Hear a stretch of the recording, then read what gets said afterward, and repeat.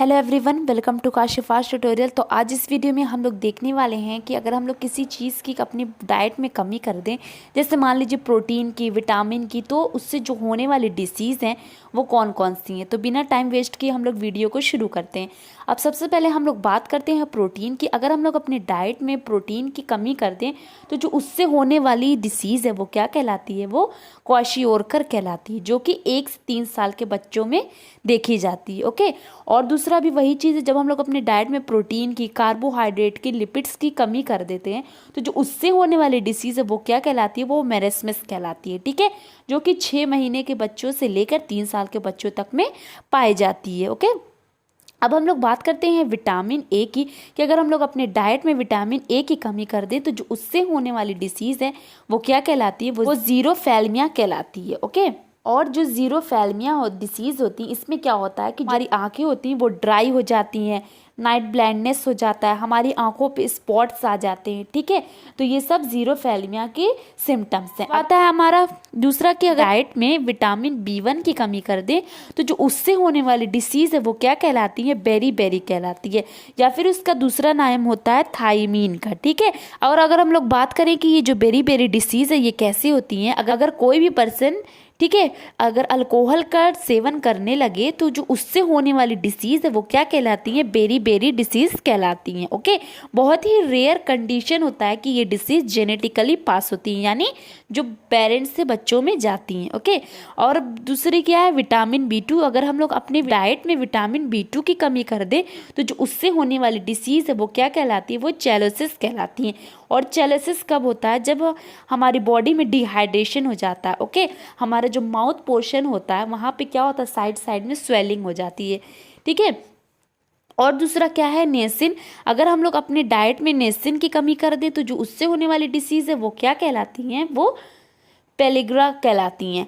ठीक है। अब बात करते हैं नेसिन की, कि नेसिन क्या होते हैं। तो जो नेसिन है ये विटामिन बी का कॉम्प्लेक्स होता है, जैसे हम लोग इसे विटामिन B3 भी बोल सकते हैं। ओके। और ये जो नेसिन है इससे जो होने वाली डिसीज़ है उसे हम लोग पेलिग्रा बोलते हैं या फिर 4D सिंड्रोम बोलते हैं। अब इसे 4D सिंड्रोम क्यों कहा जाता है, क्योंकि इससे जो होने वाली 4 डिसीज़ हैं वो D से स्टार्ट होती है। जैसे पहले हम लोग बात करें डर्मेटाइसिस की। ठीक है, डर्मेटाइसिस ऐसी डिसीज़ है जहाँ पे स्किन से रिलेटेड प्रॉब्लम होते हैं, जैसे हमारी स्किन पर रैशेज होने लगते हैं, जलन होने लगती हैं। ठीक है, तो ये सब डर्मेटाइसिस ये पेलिग्रा में आते हैं। और दूसरा हमारा आता है डायरिया।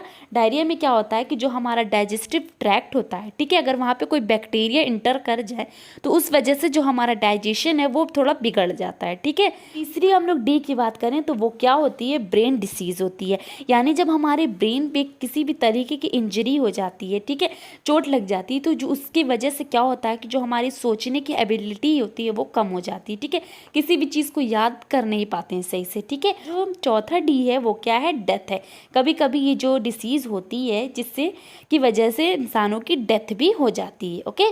और हम लोग बात करते हैं विटामिन B12 की, कि अगर डाइट में विटामिन B12 की कमी हो जाए तो जो उससे होने वाली डिसीज़ है वो क्या कहलाती है, वो पर्नीशियोसिस एनीमिया कहलाती है। अब पर्नीशियोसिस एनीमिया क्या होती है, इसमें क्या होता है कि B12 विटामिन होती है, ठीक है, वो RBCs बनने में हेल्प करती है। ठीक है, अगर हम लोग इसी चीज़ की कमी कर दे विटामिन B12 की तो जिसकी वजह से क्या होता है कि RBCs की जो नंबर है वो डिक्रीज होने लगते हैं, वो बन नहीं पाते हैं। ओके।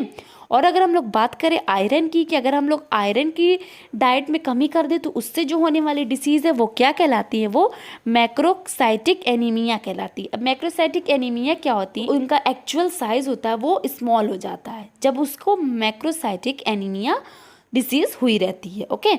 और फिर क्या है विटामिन C, कि अगर हम लोग अपने डाइट में विटामिन C की कमी कर दे तो जो उससे होने वाली डिसीज़ है वो क्या है, स्क्यूवी है। ठीक है ना, स्क्यूवी डिसीज़ ऐसी डिसीज़ होती है जहाँ पे क्या होता है, ब्लीडिंग होने लगती है, वीकनेस होते हैं, चेस्ट पेन होते हैं, हेडेक होते हैं, ये सब क्या है, इसके सिम्टम्स हैं।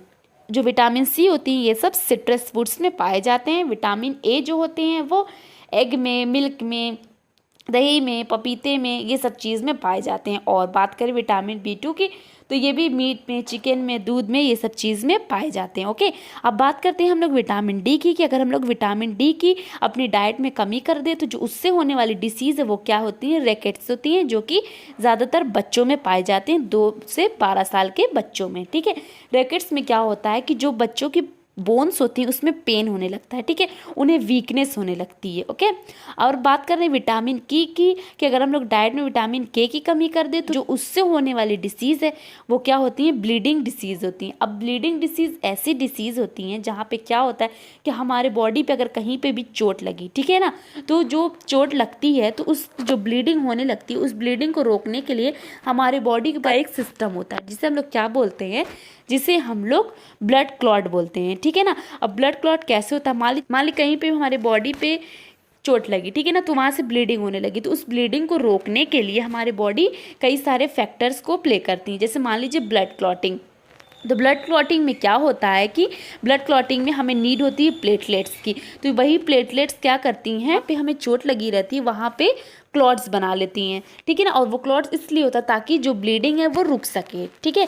तो जो विटामिन के होती हैं वो यही हमारे प्लेटलेट्स बनने में हेल्प करती है। और बात करें फ्लोरीन की कि अगर हम लोग अपने डाइट में फ्लोरीन की कमी कर दे तो जो उससे होने वाली डिसीज़ है वो क्या है, डेंटल कैरीज है। अब डेंटल कैरीज ऐसी डिसीज़ होती है जहाँ पे हमारे जो टूथ है उसमें डैमेज हो जाता है। जैसे माउथ को अच्छे से वॉश नहीं करते हैं तो हमारे माउथ में बैक्टीरिया रह जाते हैं, फिर वही बैक्टीरिया क्या करती हैं, एसिड्स का फॉर्मेशन करती हैं और फिर वही एसिड्स की वजह से हमारे टूथ में डैमेज हो जाते हैं। ओके, और लास्ट है हमारा आयोडीन कि अगर हम लोग आयोडीन की कमी कर दें अपने डाइट में तो जो उससे होने वाली डिसीज़ है वो क्या कहलाती है, गोइट्री कहलाती है। और गोइट्री में क्या होता है कि जो हमारा नेक पोर्शन होता है वहाँ पे स्वेलिंग हो जाती है। ओके, तो आज की इस वीडियो में इतना काफ़ी है। अगर आपको मेरी वीडियो हेल्पफुल लगी हो then please hit the like button and subscribe my YouTube channel.